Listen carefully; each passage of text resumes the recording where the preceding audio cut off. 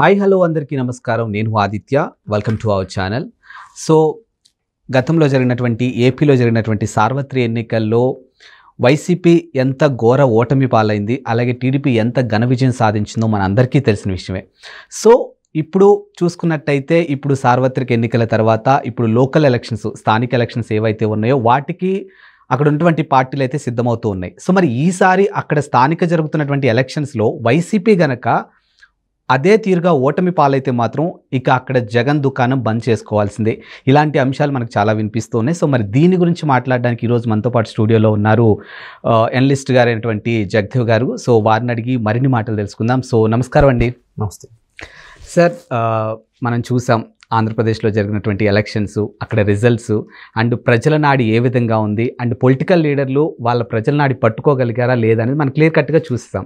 So అదంతా అయిపోయింది, ఆ చాప్టర్ అయిపోయింది. సో టీడీపీ అధికారంలోకి వచ్చింది. ఇప్పుడు చూసుకున్నట్టయితే స్థానిక ఎలక్షన్స్ జరగబోతున్నాయి అక్కడ. సో మరి ఈ ఎలక్షన్స్లో ఓటమి పాలైనటువంటి వైసీపీ ఎలా ముందుకెళ్ళబోతుంది, లేదా ఇప్పుడు సక్సెస్ సాధించినటువంటి కూటమి ఏదైతే ఉందో ఆ ఇంపాక్ట్ని అలాగే కంటిన్యూ చేయబోతుందా, అంటే ఎలా ఉండబోతుంది అసలు జగన్ పరిస్థితి ఏంటి అక్కడ? మీరు అన్నట్టు కూటమి ఘన విజయం తర్వాత చాలా చేంజెస్ వచ్చేసాయి. ఎంత చేంజెస్ అంటే జనరల్గా చిన్న చిన్న చేంజెస్ వస్తాయి, కొద్ది కొద్దిగా ఒక నెలలు గడిచే కొద్దీ చేంజ్ అవుతూ ఉంటుంది. గవర్నమెంట్ ఎటు ఉంటే అటు షిఫ్ట్ అవుతూ ఉంటారు. బట్ ఇది ఘన విజయము, ఒకవైపు ఘోర పరాభవం. అంటే ప్రతిపక్ష హోదా కూడా లేని పరిస్థితి. ఇటువంటి నేపథ్యంలో ఖచ్చితంగా వార్ వన్ సైడే ఉంటుందనే అభిప్రాయం అయితే ఉంది. కానీ ప్రజల నాడి అనేది ఎప్పటికెప్పుడు పట్టుకోవడం కూడా చాలా కష్టంగా ఉంటుంది ఎవరికైనా సరే. అయితే ఇక్కడ కూటమి, ఎస్పెషల్లీ కూటమిలో ప్రధాన పార్టీ అయిన టీడీపీ మొదటి నుంచి బాగా అంటే గ్రౌండ్ లెవెల్లో క్షేత్రస్థాయిలో బలమైన కేడర్ ఉన్న ఏకైక పార్టీ నాకు తెలిసి ఉమ్మడి ఆంధ్రప్రదేశ్లో కూడా, తెలంగాణలో కూడా క్షేత్రస్థాయిలో టీడీపీ బలంగా ఉండేది కాబట్టే టీడీపీని తొక్కేయాలని చూశారు. అఫ్కోర్స్ వాళ్ళు తొక్కాలని చూశారు, అది జరిగింది కూడా తెలంగాణ విషయంలో. ఇప్పుడు ఆంధ్రాలో అయితే అది జరిగే పరిస్థితి లేదు. ఎందుకు టీడీపీ వేళ్లతో పాతుకుపోయింది కాబట్టి దాని ఇంకా కష్టం. ఇప్పుడు మళ్ళీ గవర్నమెంట్ ఫామ్ అయింది కాబట్టి ఇంకా బలపడిపోతుంది. అయితే వైసీపీ బలం గవర్నమెంట్లో ఉన్నప్పుడు కూడా ఒక 2 ఎమ్మెల్సీలు టీడీపీ కూడా కైవసం చేసుకోగలిగింది. కైవసం చేసుకున్నప్పుడు అప్పుడు చాలామందికి అర్థమైంది ఏమిటంటే, ఓహో ప్రజలు ఇక్కడ కూడా చేంజ్ అవుతున్నారు. తెలంగాణ సమాజం ఏంటంటే ఉద్యమ స్ఫూర్తితో ఉన్న సమాజం. వాళ్ళు మ్యాక్సిమం కొంతవరకు భరిస్తారు, తర్వాత ఖచ్చితంగా ప్రజలందరూ రోడ్డు మీదకి వచ్చి ఫైట్ చేస్తారు, తిరుగుబాటు చేస్తారు. ఆంధ్ర సమాజంలో ఆ స్థాయి తిరుగుబాటు అనేది ఉండదు. ఎందుకు ఉండదంటే ఏమిటో మరి, అంటే వాళ్ళ నేచర్ అలాగే ఉంటుంది. ఏదైనా తేడా జరిగి ఓటుతో చూపించారుగా, ఏ అధపాతాలను తొక్కేసే రేంజ్లో చూపించారు. సో అట్లా ఉంటుందన్నమాట. అప్పటికి వైసీపీ ఉన్న వ్యతిరేకతని ఎమ్మెల్సీల రూపంలో కొంత చూపించారు. ఇప్పుడు సార్వత్రిక ఎన్నికల్లో ఫుల్ మెజార్టీతో చూపించారు. ఇంకా జనసేనకైతే 100% స్ట్రైకింగ్ రేట్తో గెలిపించారు. ఇదిలా ఉంటే కూటమి కానీ, ఎస్పెషల్ కూటమిలో టీడీపీ రాబోయే ఈ కార్పొరేషన్ ఎన్నికలు ఏవి మున్సిపల్ ఉన్నాయో పంచాయతీకి సంబంధించినవి, వాటన్నిటిలో కూడా గెలుపు జెండా ఎగరేయాలి. ఎగరేస్తేనే మనం అసలైన విజయం పొందినట్టు, ప్రజల యొక్క పూర్తి మద్దతు మనకు ఉందని మనకు నమ్మకం కలుగుతుందనే ఉద్దేశంలో ఎప్పటి నుంచే గ్రౌండ్లో కసరత్తు స్టార్ట్ చేసింది. కానీ గత ప్రభుత్వంలో ఉన్నప్పుడు ఏం జరిగిందంటే తిరుపతి, విజయవాడ ఇవన్నీ కూడా వైసీపీ కైవసం చేసుకుంది. అయితే ఇప్పుడు మరలా విశాఖపట్నం, అలాగే విజయనగరం, కడప, ఇవన్నీ మళ్ళీ కార్పొరేషన్లు కూడా ఎలాగైనా కైవసం చేసుకోవాలి. ఒక కడపది తప్ప మిగతావన్నీ మనం పట్టాలి అనే కాన్సెప్ట్లోనూ ఉన్నారు. కడప అంటే కొంచెం స్థానిక ప్రభావం ఉంటుంది కాబట్టి అనే ఉద్దేశంతో. అయితే ఇక్కడ విశాఖపట్నం దగ్గరకు వచ్చేసరికి మరలా వైసీపీకి ఎలాగైనా వాళ్ళ మనుగడ అవసరం. ఇప్పుడు ఎందుకు, ఘోర పరాభవం తర్వాత నెక్స్ట్ రేపు రాబోయే 2029కి పార్టీ ఉంటుందా, ఉంటే ఎటువంటి పరిస్థితిలో ఉంటుంది, అప్పటికి ఎవరెవరు నాయకులు ఉంటారు. ఈపాటికే జంపు జిల్లాలో అయిపోయారు, కొంతమంది పక్క చూపులు చూస్తున్నారు, ఇంకొంతమంది స్తబ్దుగా ఉండిపోయారు, మరి కొంతమంది ఎవరు సొంత వ్యాపారాలకు వాళ్ళు నిమగ్నమై వెళ్ళిపోతున్నారు. మనకి ఎందుకు రాబాబు లేనిపోయిన సమస్యలు అన్నట్టుగా. ఎవరో కీలకమైన వ్యక్తులు తప్ప, మాజీ మంత్రులు ఎవరైతే ఉన్నారో వాళ్ళు తప్ప మిగతా వాళ్ళందరూ కూడా ఆల్మోస్ట్ ఆల్ పెట్టి బేడా సర్దేసుకున్నారని అనుకోవచ్చు. సో ఇప్పుడు అటువంటి పరిస్థితుల్లో మరలా ఎవరైతే మనతో నడుస్తున్నారో అనుకునే విధంగా ఆలోచించి జగన్మోహన్ రెడ్డి గారు ఎక్కడెక్కడైతే మెయిన్ లీడర్లందరూ ఘోర పరాభవం చెందారో వాళ్ళందరినీ మళ్ళా ఈ కార్పొరేషన్ ఎన్నికలకు సంబంధించి ఈ కమిటీలకు సంబంధించి స్టాండింగ్ కమిటీల్లో వాళ్ళకి చైర్మన్గా పెట్టి కార్పొరేషన్లు వాళ్ళు నిలబడేలా చేసి మరలా ఈ కార్పొరేషన్లు మనం కైవసం చేసుకుందాం అనే ఆలోచనలో ఉన్నారు. బట్ కూటమి మాత్రం ఎట్టి పరిస్థితుల్లో వాళ్ళకి ఛాన్స్ ఇవ్వకూడదు, మనమే కైవసం చేసుకోవాలి. ఇప్పుడు మనకి ఇంత పెద్ద బాధ్యత అప్పచెప్పారు, ఎంత మెజారిటీతో గెలిపించారంటే మనల్ని పూర్తి స్థాయిలో నమ్ముతున్నారు.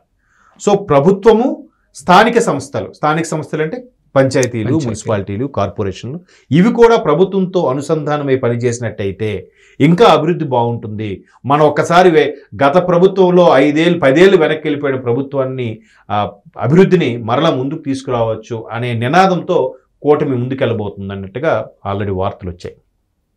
ఎందుకంటే గత ప్రభుత్వంలో పంచాయతీకి ఇవ్వాల్సిన నిధులు కూడా ఇవ్వలేదు, మున్సిపాలిటీకి ఉపయోగించాల్సిన నిధులు కూడా ఉపయోగించలేదు, అవన్నీ కూడా సంక్షేమాలకే తరలించారు. ఇప్పుడు ఏ మొహం పెట్టుకుని వీళ్ళు వెళ్తారు? కాబట్టి గెలుపు మాదే అన్నట్టుగా కూటమి వాళ్ళు ధీమాగా ఉన్నారు. కానీ వీళ్ళు మాత్రం మనకు ఆల్రెడీ ఇంత పరాభవం అయింది, కానీ 40% ఓటింగ్ ఉంది కాబట్టి ప్రజలు మనకి ఎక్కడో మన మీద నమ్మకం ఉంది, మనం ఎన్నుకునే ప్రయత్నం చేశారు.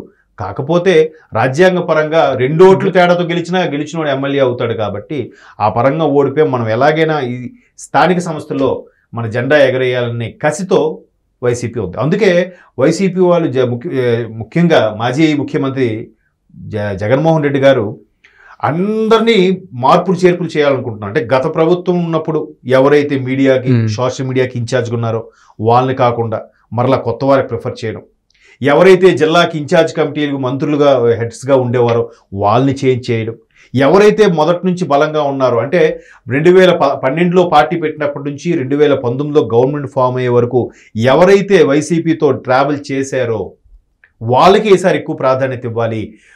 గవర్నమెంట్ ఫామ్ అయ్యాక ఎవరైతే మనతో ఉన్నారో వాళ్ళకి అంత ప్రాధాన్యత ఇవ్వక్కర్లేదు అన్నట్టు కూడా జగన్మోహన్ రెడ్డి గారు చెప్పారట.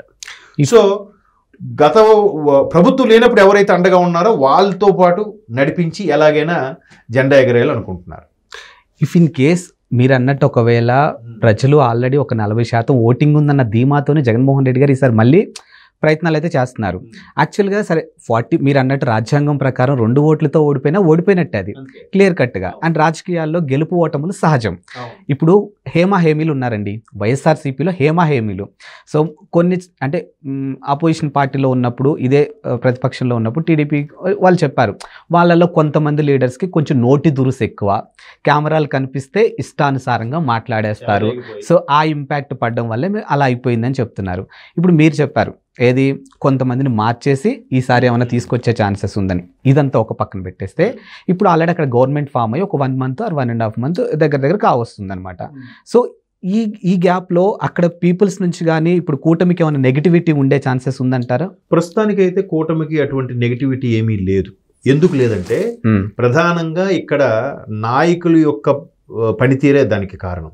ఈవెన్ పవన్ కళ్యాణ్ గారు కానీ చంద్రబాబు నాయుడు గారు కూడా ఏమంటున్నారు, వాళ్ళు కవ్వింపు చర్యలకు దిగినా మీరేం రెచ్చిపోవద్దు, వాళ్ళు మిమ్మల్ని రెచ్చగొట్టినా రెచ్చిపోవద్దు, వాళ్ళు ఓడిపోయి ఒక రకమైన బాధలో ఉన్నారు, వాళ్ళు ఏదో ఒకటి బిహేవ్ చేసి మనల్ని రెచ్చగొట్టే ప్రయత్నం చేసి మీరేం రెచ్చిపోవద్దు, మనకి మీద పెద్ద బాధ్యత పెట్టారు భారీ మెజార్టీతో, సో అభివృద్ధి మీద కాన్సన్ట్రేట్ చేద్దాం, వాళ్ళు కొద్ది రోజులకు వాళ్ళే సైలెంట్ అయిపోతారు అని అంటున్నారు తప్ప వాళ్ళ మీద చర్యలు తీసుకునేలాగా ఇప్పటికీ ఏ అరెస్టులు ఇంతవరకు అయితే అవ్వలేదుగా.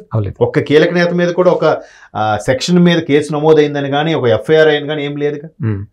ఎంతసేపు ఇంక వైసీపీ వాళ్ళే రెడ్ బుక్ అన్నట్టుగా ఎక్కువగా ప్రొలాంగ్ చేసి భయపడుతున్నట్టుగా అనిపిస్తుంది తప్ప వాళ్ళేం ఎక్కడ చర్యలు తీసుకున్నట్టు లేదు. కాబట్టి వీళ్ళు కూడా రాగానే వీళ్ళు ఒక కక్ష సాధింపు స్టార్ట్ చేశారా అని అంటారు ప్రజలు.